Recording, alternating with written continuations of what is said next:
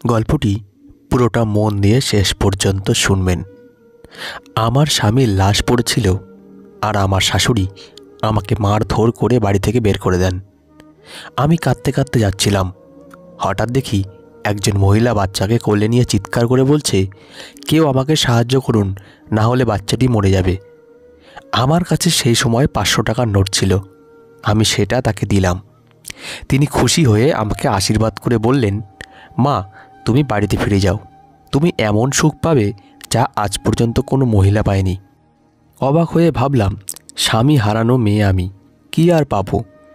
কিন্তু ওই মহিলার কথা শুনে আমি আমার শ্বশুরবাড়িতে ফিরে আসি। আমার স্বামীর মৃতদেহ দেখে আমার মাথায় আকাশ ভেঙে পড়ল। আমার স্বামী আজকে অন্য দিনের চেয়ে আগে কাজ থেকে বাড়িতে এসেছে। আমি তাকে তাড়াতাড়ি স্নান করে নিতে বললাম। ততক্ষণ আমি খাবার রেডি করে ফেলি। আমার শাশুড়িও খাওয়া শেষ হয়ে গেছে, শুধু আমার স্বামীর খেতে বাকি। আমি রান্নাঘরে গিয়ে তাড়াতাড়ি ফ্রিজ খুললাম। সেখানে দুপুরের কিছু খাবার বেঁচেছিল। আমি তাড়াতাড়ি গরম করে নিলাম, খাবার নিয়ে বেরিয়ে এলাম। আমার স্বামী ও শাশুড়ি চৌকিতে বসে আছে। আমি খাবার নিয়ে এসে তার সামনে রাখলাম। সে খেতে শুরু করলো। আমাদের সবার মুখে একটা নীরবতা বিরাজ করছিল, কিন্তু আমার শাশুড়ির মুখে একটা অদ্ভুত হাসি ছিল, যা আমাকে সংকেত দিচ্ছিল যে কিছু একটা ঘটতে চলেছে। আমি জানতাম না আমার জীবনে নতুন কী ঝড় আসতে চলেছে। আমি এঁটো বাসন রান্নাঘরে রেখে ফিরে গিয়ে সামনের দৃশ্য দেখে মনে হলো কেউ যেন আমার প্রাণ কেড়ে নিয়েছে। আমার স্বামী চৌকির উপর শুয়ে আছে, আর সে তার বুক জোরে জোরে ঘষছে। আমার শাশুড়ি ঘাবড়ে গিয়ে তার হাত পা ঘষছে আর চিৎকার করে বলছেন, কী হয়েছে অজিত, কী হয়েছে বাবা? তুই কিছু তো বল আমাকে। আমার শাশুড়ি চিৎকার করতে করতে কাঁদছিলেন। তার অবস্থা দেখে আমি দৌড়ে স্বামীর কাছে গেলাম এবং তাকে দেখে আমিও চিৎকার করতে লাগলাম। আমার স্বামী সারা শরীর নীল হয়ে গেছে এবং মুখ থেকে সাদা ফেনা বেরোচ্ছে। সে নিজের গলা ধরে জল ছাড়া মাছের মতো ছটফট করছে। আমি কিছু বুঝতে বা সাহায্যের জন্য কাউকে ডাকবো তার আগেই হঠাৎ আমার স্বামী অসাড় হয়ে গেল এবং তার চোখের মণিও প্রাণহীন হয়ে গেল। 2 মিনিটের মধ্যে আমার পুরো দুনিয়া শেষ হয়ে গেল।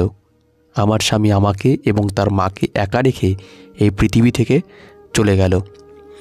আমার স্বামী আমার সব কিছু, তার আকস্মিক মৃত্যু আমাকে ভাসিয়ে দিয়ে চলে গেল। স্বামী ছাড়া আমার আর কেউ নেই। আমাদের আওয়াজ শুনে পাড়ার প্রতিবেশীও আমাদের বাড়িতে চলে এসেছে, আর সামনের দৃশ্য দেখে তারাও অবাক হয়ে গেল। হঠাৎ আমার দম বন্ধ অনুভূত হলো এবং চোখে অন্ধকার দেখতে লাগলাম। মনে হলো আমার চারপাশে সব কিছু ঘুরছে। আমি দেওয়ালে সাপোর্ট নেওয়ার চেষ্টা করলাম, কিন্তু আমি জ্ঞান হারিয়ে মাটিতে পড়ে গেলাম। যখন আমার জ্ঞান ফিরল, তখন আমি নিজেকে আমার ঘরে দেখতে পেলাম। আমার মাথা তখনও ভারী ছিল। আমি চারপাশে তাকালাম এবং পরের মুহূর্তেই আমার স্বামীর অসাড় শরীর আমার চোখের সামনে ভেসে উঠল। আমি দ্রুত উঠে বেরিয়ে এলাম। ততক্ষণে সকাল হয়ে গেছে, তার মানে আমি সারা রাত অজ্ঞান হয়েছিলাম। দেখলাম আমার স্বামীর মৃতদেহ ঘরের বাইরে পড়ে আছে এবং শাশুড়ি সেই চৌকি ধরে বসে আছেন। তার চোখ দেখে মনে হলো সে তার ছেলের দুঃখে সারা রাত কেঁদেছেন। তারপর আমি আমার স্বামীর মৃতদেহের কাছে যেতে শুরু করলে এলাকার সমস্ত মহিলা আমাকে দেখে একে অপরকে বলা শুরু করলেন, দেখ মহারানীর সকাল এখন হলো, কেমন নির্লজ্জ মেয়ে, স্বামীর মৃতদেহ পড়ে আছে আর এ নিজের ঘুম পুরো করে এসেছে। ওরে নির্লজ্জ, কিছু তো একটা লজ্জা কর।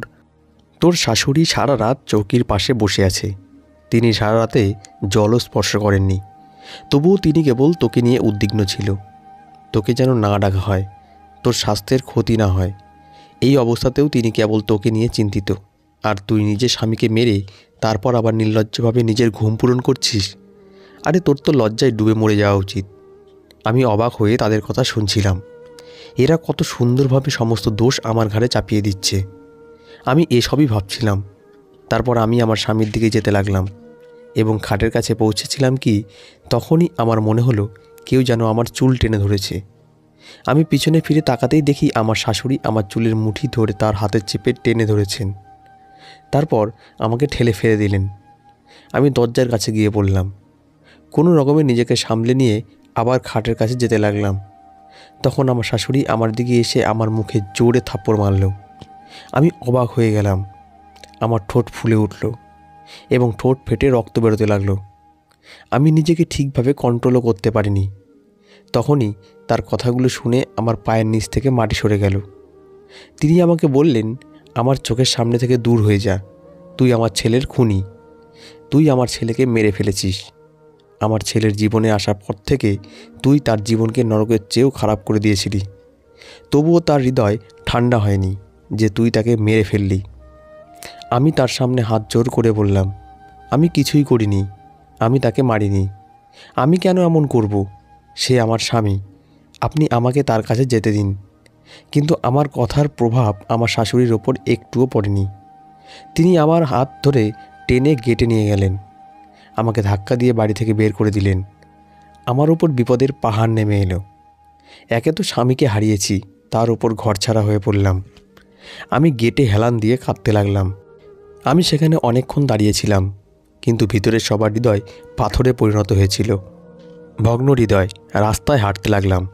আমার আর কোনো নির্দিষ্ট গন্তব্য ছিল না। কোথায় বা যাব? হঠাৎ একটি মহিলার গলা শুনতে পেলাম। সে বলছিল, ভগবানের দোহায় কেউ আমাকে সাহায্য করুন, আমার বাচ্চা 2 দিন ধরে না খেয়ে আছে, কেউ আমাকে সাহায্য করুন, কেউ তো আমাকে দয়া করুন। আমার কাছে শাড়ির আঁচড়ে বাঁধা 500 টাকার নোট ছিল। আমি সেই নোটটি মহিলাকে দিয়ে দিলাম। সেই মহিলার কোলে একটা বাচ্চা ছিল। সে খুব কাঁদছিল, বোধহয় ক্ষুধার্ত ছিল। মহিলাটা আমার দিকে তাকিয়ে জিজ্ঞেস করলেন, মেয়ে কোথায় যাচ্ছ আর কাঁদছ কেন? তুমিও কি আমার মতো দুঃখী? আমি তার কথা শুনে ঘাবড়িয়ে এদিক ওদিক তাকিয়ে বুঝলাম আমি বাড়ি থেকে অনেক দূরে চলে এসেছি। সেই মহিলাটি বললেন, ভগবান তোমার মঙ্গল করুক, তোমার সব সমস্যার সমাধান হয়ে যাক, তুমি সব সময় সুখে থাকো, এভাবে রাস্তায় হেঁটো না, বাড়িতে যাও। আমি বললাম, আমার বাড়ি নেই, আমি অসহায়। সে বলল, তুমি অসহায় নও, তোমার বাড়িতে যাও, বাড়ির সবাই তোমার জন্য অপেক্ষা করছে, তোমার সব কিছু আছে, তবুও কেন তুমি রাস্তায় ঘুরছো? যাও, বাড়িতে যাও, সেখানে তুমি এমন সুখ পাবে যা তুমি স্বপ্নেও কল্পনা করতে পারোনি। আমি খুব অবাক হলাম যে আমার যুবক স্বামী মারা গেছে, আমার সমস্ত জীবন লুট হয়ে গেছে, আমি সেখানে কি সুখ পাবো?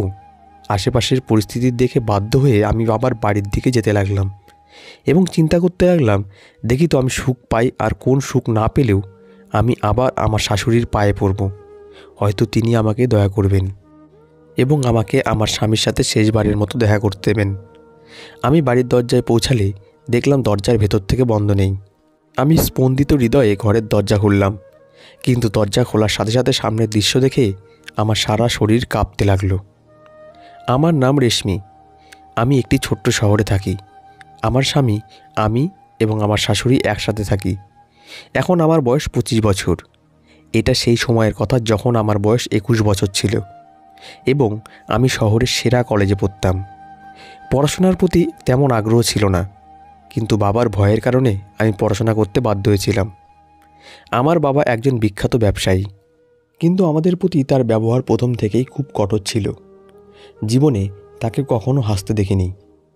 তিনি কোনো কারণ ছাড়াই সারাক্ষণ রেগে থাকতেন। তিনি স্বভাবগতভাবে এমনই ছিলেন।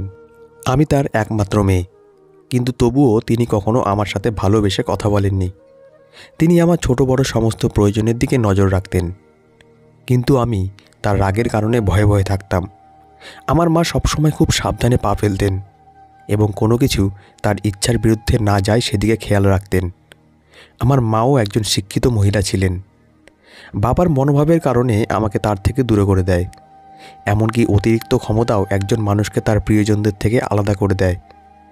আমাদের সাথেও তেমনই কিছু ঘটেছিল। সেদিন যখন আমি কলেজ থেকে বাড়িতে এসে আমার বাবার বিজনেস পার্টনার প্রায়ই আমাদের বাড়িতে আসতেন। আমি খাবার খেয়ে ঘুমিয়ে পড়ি। সন্ধ্যায় যখন ঘুম থেকে উঠলাম, মা আমাকে বললেন, তোর বাবা তার পার্টনারের ছেলে আশুতোষের সাথে তোর বিয়ে ঠিক করেছেন, আর কয়েকদিনের মধ্যেই তোমার বাগদান হবে, তারপর বিয়ে। তার কথা শুনে আমার মনে হলো কেউ যেন আমার শরীরে আগুন ধরিয়ে দিয়েছে। আমি মায়ের কাছে এর প্রতিবাদ করলাম। তখন মা বললেন, খবরদার, উল্টোপাল্টা কিছু করবি না, তুই তো তোর বাবার রাগ জানিস, তুই কোনো হাঙ্গামা করে নিজের আর আমার বিপদ ডেকে আনিস না, বলে রাগ করে তিনি রুম থেকে বেরিয়ে গেলেন। আমি তাড়াতাড়ি ফোন নিয়ে সাথে সাথে অজিতকে ফোন করলাম আর কেঁদে কেঁদে তাকে জানালাম, বাবা তার বিজনেস পার্টনারের ছেলের সাথে জোর করে আমার বিয়ে দিতে চায়, দয়া করে তাড়াতাড়ি কিছু করো। কারণ আমি তোমাকে ছাড়া আর কাউকে বিয়ে করতে পারবো না। অজিত বলল, চিন্তা করো না, আমি তাড়াতাড়ি কিছু করব। আমি খুব টেনশনে ছিলাম। আসলে আমি আমার সহপাঠী অজিতের প্রেমে পড়েছিলাম।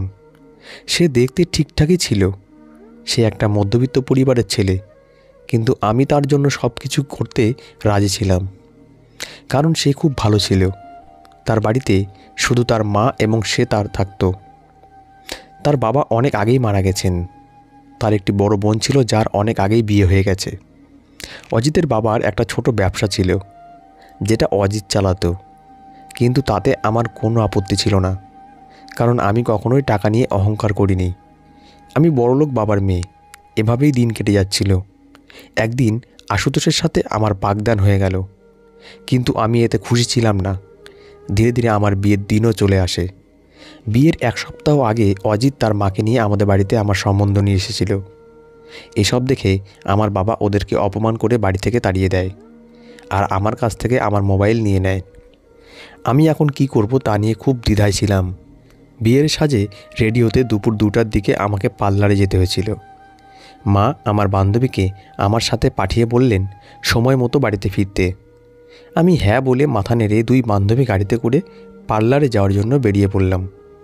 আমি তাড়াতাড়ি আমার বান্ধবীর হাত থেকে মোবাইলটা নিয়ে নিলাম, আর সাথে সাথে অজিতকে ফোন করলাম। অজিত প্রথমে রাগ দেখিয়ে বলল, তোমার বাবা আমাদের সাথে খুব খারাপ ব্যবহার করেছেন। তার আমার মাকে অপমান করা একদম উচিত হয়নি, কিন্তু তবুও তোমার জন্য আমি সব ভুলে গেছি। তুমি বলো এখন আমি কি করব? আমি অজিতকে বললাম, এখন আমাদের একটাই উপায়, আমরা দুজনে পালিয়ে গিয়ে কোর্ট ম্যারেজ করি। আমি পার্লারে আছি, তুমি এসে আমাকে তাড়াতাড়ি নিয়ে যাও। আজকেই কোর্ট ম্যারেজ করে ফেলি। অজিত বলল, এইসব কি ঠিক হবে? আমি বললাম, সব ঠিক হয়ে যাবে। আমি তার একমাত্র মেয়ে।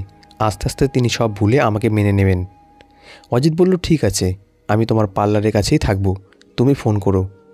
আমি পার্লারে পৌঁছানোর সাথে সাথে ড্রাইভারকে একটা অজুহাতে বাড়িতে পাঠিয়ে দিয়ে বললাম যে আমি আমার লেহেঙ্গার ম্যাচিং দোপাট্টা বাড়িতে রেখে এসেছি, দয়া করে তাড়াতাড়ি বাড়ি থেকে নিয়ে আসুন, ততক্ষণে আমি তৈরি হয়ে যাব। ড্রাইভার চলে গেলেন, আর আমি সাথে সাথে ফোন করে অজিতকে ডাকলাম। সে কিছুক্ষণের মধ্যেই আমার কাছে এলে আমি আমার বান্ধবীকে সব বুঝিয়ে বললাম। তারপরে আমি অজিতের সাথে চলে গেলাম। আমরা দুজনে মন্দিরে গিয়ে বিয়ে করলাম এবং তারপর অজিতের বউ হয়ে তার বাড়িতে চলে এলাম। এই কাজ করে আমি যে কত বড় ভুল করেছি তা আমি জানতাম না। আমার নিখোঁজ হওয়ার খবর পাওয়া মাত্রই আমার বাবা রেগে আগুন হয়ে ওঠেন। তারা কখনো ভাবেননি যে আমি এমন কিছু করব। আমার বাবা রেগে আগুন হয়ে আমাকে মেরে ফেলতে বাড়ি থেকে বের হন, কিন্তু আমার মা তার পা ধরে বলেন, একটু ঠান্ডা হও, ও আমাদের একমাত্র মেয়ে, ওকে ক্ষমা না করলেও ওর সাথে এরকম কিছু করো না। মায়ের অনেক বোঝানোর পর বাবা কোনো রকম মানেন। আমি অজিতের বাড়িতে এসেছি 1 সপ্তাহ হয়ে গেল, কিন্তু বাবা মায়ের বাড়িতে নীরবতা ছিল। ঝড় আসার আগে নীরবতা কিনা আমি বুঝতে পারিনি। আমি শান্তিতে আমার জীবন শ্বশুরবাড়িতে কাটাচ্ছিলাম। আমার শাশুড়ি খুব ভালো ছিলেন, জীবন খুব ভালোই চলছিল। আমি পড়ালেখা ছেড়ে দিয়েছি, কিন্তু অজিত তার লেখাপড়ার সাথে সাথে তার কাজও চালিয়ে যাচ্ছিল। আমার শাশুড়ি প্রতিবেশীদের জামাকাপড় সেলাই করতেন। আমিও তার সাথে থাকতে থাকতে সেলাই শিখে নিয়েছি। আমার শ্বশুরবাড়ির অবস্থা খুব একটা ভালো ছিল না। প্রথম দিকে আমার কষ্ট হতো, কিন্তু ধীরে ধীরে মানিয়ে নিয়েছি। এইভাবে আমাদের বিয়ে 6 মাস পরে আমি বুঝতে পারি যে আমাদের প্রতি আমার শাশুড়ির ব্যবহার অদ্ভুত হয়ে উঠেছে। তিনি আমাকে বারবার বলতেন যে এখন তোমার বাবা মার সাথে দেখা করতে যাওয়া উচিত, কারণ তুমি তাদের একমাত্র মেয়ে। তারা নিশ্চয়ই তোমাকে মিস করে। এতদিনে তারা নিশ্চয়ই তোমাকে ক্ষমা করে দিয়েছে। কিন্তু আমি বাবার রাগের মুখোমুখি হওয়ার সাহস পেতাম না। আমি প্রতিবার তার প্রশ্নের উত্তরে কোনো না কোনো অজুহাত তৈরি করতাম। দিন যত যাচ্ছিল আমার প্রতি অজিতের মনোভাবও অদ্ভুত হয়ে উঠেছিল। আমি তাকে তার মনোভাব সম্পর্কে জিজ্ঞাসা করতে চাইতাম, কিন্তু আবার ভাবলাম যে হয়তো কাজের চাপ খুব বেশি। প্রতিদিনের মতো অজিত সকালে নাস্তা করে তার কাজে চলে গেল। সমস্ত কাজ ছেড়ে আমি স্বামীর অপেক্ষায় বসে থাকতাম। কিছুক্ষণ পরে আমি দুপুরের খাবার রেডি করলাম। তারপর আমার শাশুড়ি আর আমি খাবার খেয়ে আমি আমার রুমে গিয়ে বিশ্রাম নিতে লাগলাম। হঠাৎ আমার স্বামীর মোটরসাইকেলের আওয়াজ শুনতে পেলাম। আমি খুব অবাক হলাম, আজকে এত তাড়াতাড়ি কেন এলো সে? আমি গিয়ে দেখি আমার শাশুড়ি বাইরে বসে আছেন। তিনি অজিতকে তাড়াতাড়ি বাড়িতে আসার কারণ জিজ্ঞেস করলে অজিত বলল, আজকে কলেজে ছুটি আর অফিসে বিশেষ কোনো কাজও নেই, তাই তাড়াতাড়ি চলে এলাম। স্বামীর জন্য খাবার বের করে দিয়ে তারপর রান্নাঘরে গিয়ে ফিরে এসে দেখি আমার স্বামী অজিত মারা গেছে। আমি এই দৃশ্য দেখতে না পেয়ে অজ্ঞান হয়ে গেলাম। যতক্ষণে জ্ঞান ফিরল ততক্ষণে সকাল হয়ে গেছে। আমি আমার মৃত স্বামীর কাছে যেতে চাইলে আমার শাশুড়ি এই বলে আমাকে তার কাছে যেতে দেননি যে তুমি আমার ছেলের খুনি। এরপরে তিনি আমাকে সেখান থেকে বের করে দেন আর আমি কাঁদতে কাঁদতে রাস্তায় হাঁটতে থাকলাম। তখনই আমার কানে এক মহিলার কণ্ঠ ভেসে এলো। তার সাহায্যের দরকার ছিল। আমি তাকে সাহায্য করলে তিনি আমাকে আশীর্বাদ করলেন এবং আমাকে বাড়িতে যেতে বলেন। সাথে আরও বললেন যে বাড়ি যাওয়ার পর এমন সুখ পাবে যা কোনো মহিলা কখনোই অনুভব করেনি। তার কথা শুনে বাধ্য হয়ে বাড়িতে পৌঁছালাম এবং দরজা খুলতেই সামনের দৃশ্য দেখে চমকে উঠলাম। কারণ দরজা খুলতেই আমার গায়ে ফুলের বর্ষণ শুরু হলো। আমার গায়ে টাটকা গোলাপের পাপড়ি পড়ছিল। আমি চোখ তুলে তাকিয়ে দেখলাম আমার স্বামীর মৃতদেহ নেই এবং সাথে যেসব মানুষ ছিল তারাও নেই।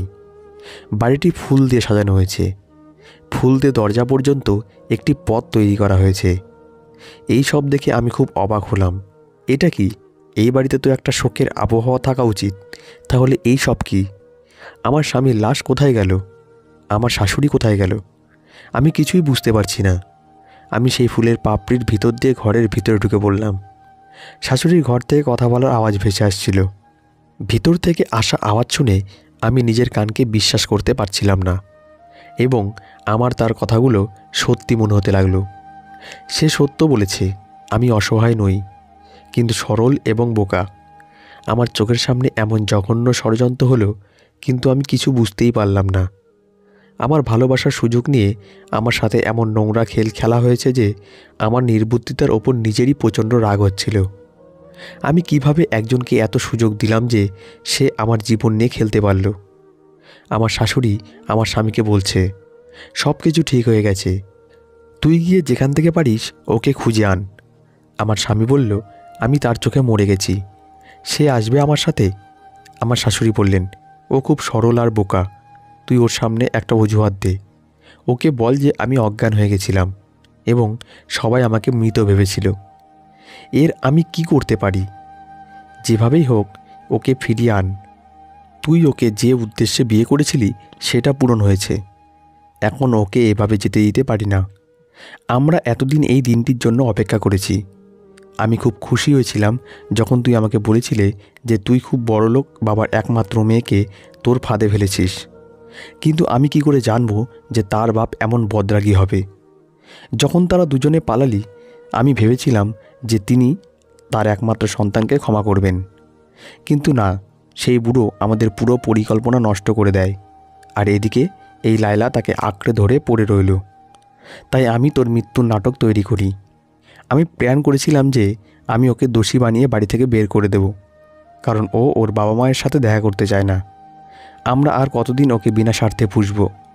সেই জন্য আমি ইচ্ছা করেই তোর খাবারে অজ্ঞান হওয়ার ওষুধ মিশিয়ে দিয়েছিলাম এবং স্প্রে দিয়ে তোর মুখে ফেনা তৈরি করেছিলাম এবং হাত কেটে রক্ত দিয়ে তোর নাকে মুখে লাগিয়ে দিয়েছিলাম। আমি মনোযোগ দিয়ে দাঁড়িয়ে দাঁড়িয়ে তাদের কথা শুনছিলাম।